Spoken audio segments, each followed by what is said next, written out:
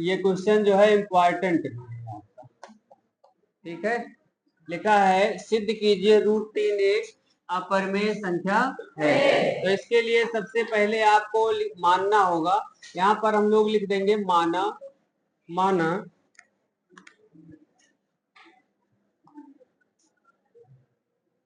माना √3 एक परिमेय संख्या है। माना √3 एक क्या है? परिमेय संख्या है। तो अगर हम लोग कल्पना कर लें यह एक परिमेय संख्या है, तो स्थिति ये होती है कि परिमेय संख्याएं हम लोग जानते हैं P/Q के रूप में होती है ना। तो हम लोग लिखेंगे, इसको लिख सकते हैं √3 बराबर P/Q, ऐसा लिख सकते हैं, ठीक।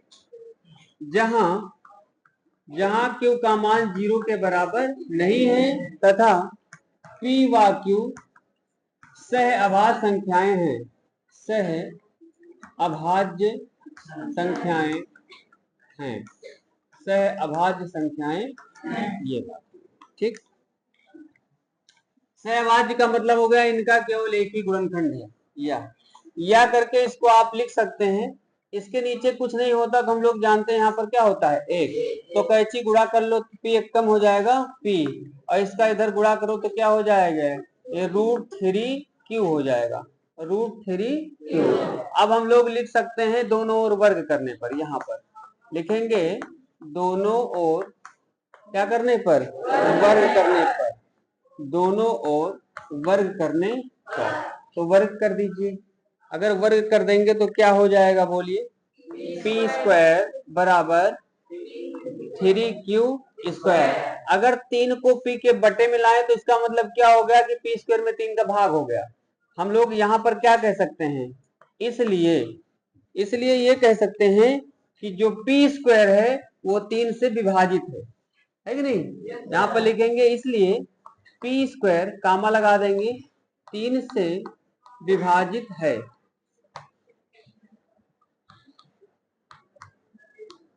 विभाजित है। इसलिए P भी 3 से विभाजित होगा, इसलिए P भी 3 से विभाजित होगा।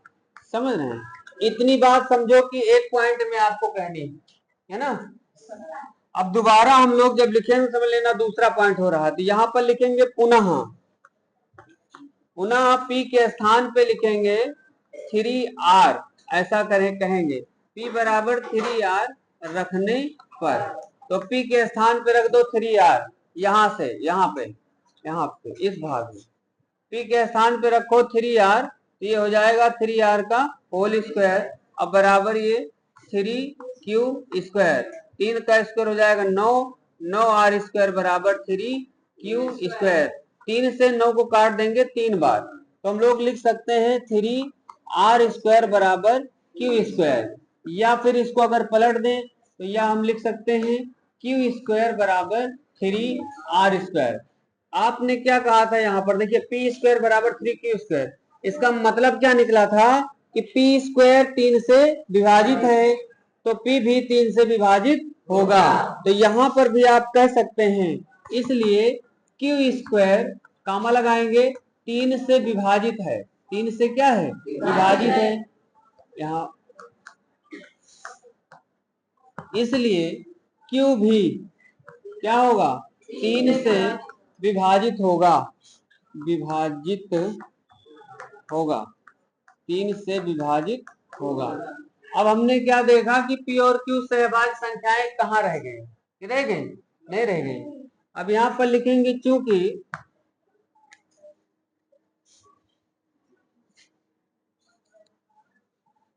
P व Q का एक के अतिरिक्त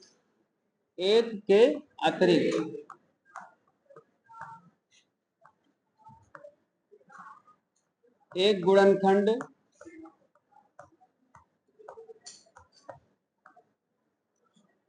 तीन भी है कि नहीं। इसलिए P व Q सह अभाज्य संख्याएं नहीं है, सह अभाज्य संख्याएं नहीं हुई, नहीं हुई जो हमारी कल्पना के विरुद्ध है। कल्पना की क्या है? विरुद्ध है। इसलिए P बटे Q एक